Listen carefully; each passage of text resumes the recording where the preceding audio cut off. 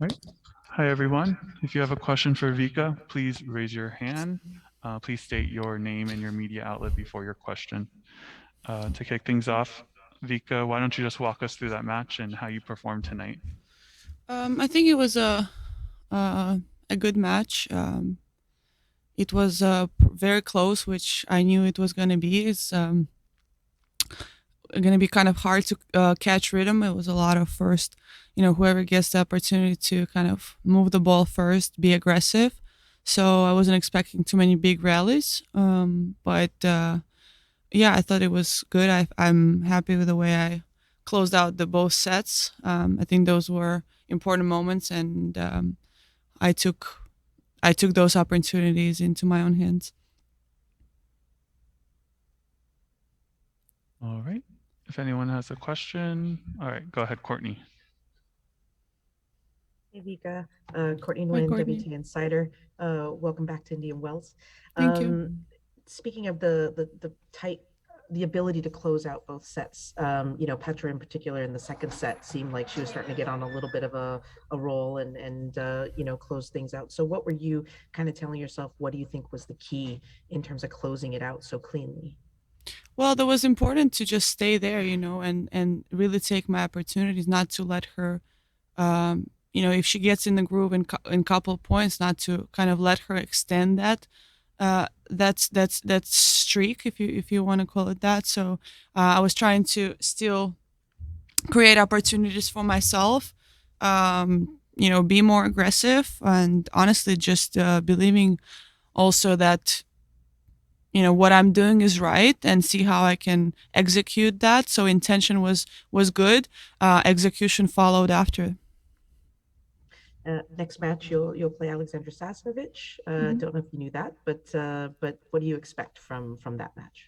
I think it will be an interesting match. It's not that often that I get to play somebody from my country, except Arena. We've been meeting quite a few times, but it's awesome to see. First of all, I'm very happy that Sasha has been progressed into the fourth round. She, had a little bit, I think, less good results lately, so it's an awesome achievement for her. So it's going to be an interesting match. I think she's playing very freely, nothing to lose. So it's always there's a bit of danger in opponents like that. But I'm honestly looking forward to. I know everybody say that they want to focus on themselves, but I am really here to focus on how I can improve my game. I think it takes sometimes really time to understand that maybe there are some things that needs to be changed. So this is where I want to see how I can implement those changes and work forward. You're so obviously familiar. I mean, you know this tournament as well as anybody else on tour, and obviously the success and everything. Mhm. What does it feel like to play this fall classic edition of Indian Wells? Does it feel massively different? Does it not? I mean, what's kind of the vibe from your side? I mean, it's been such a crazy, like a year and almost 2 years, 2 years now, that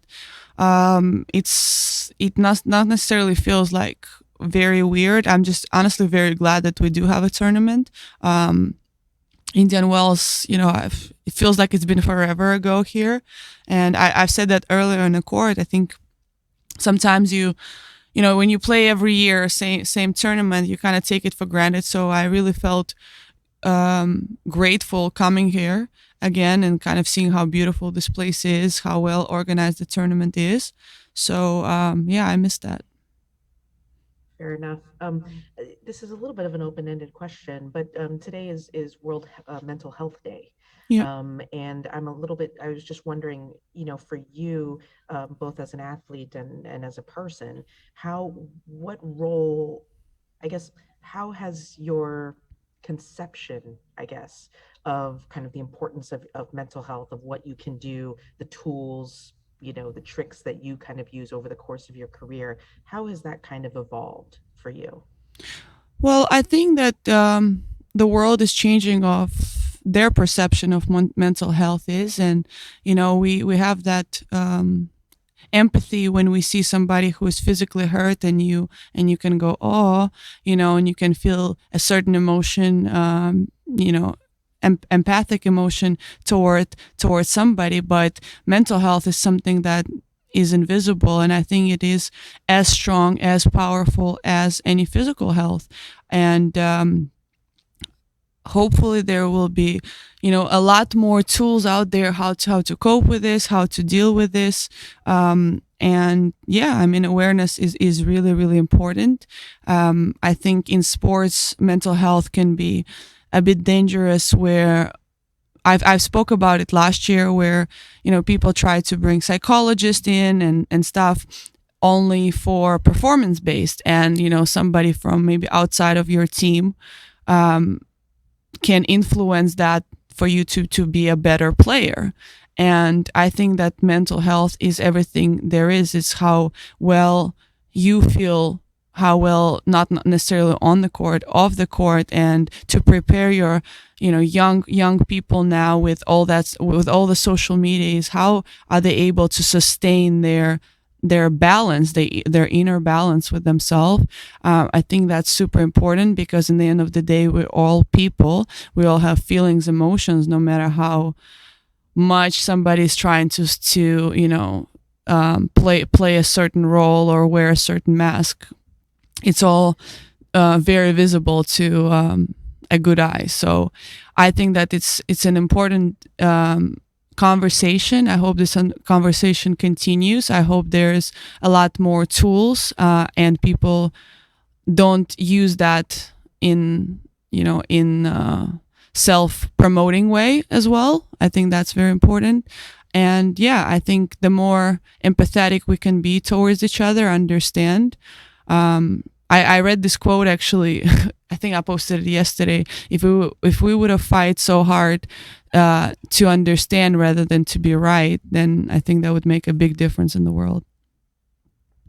Very good. Perfect. Thank you very much, Vika. Thank you. All right. Thank you. And you can stay put, Vika.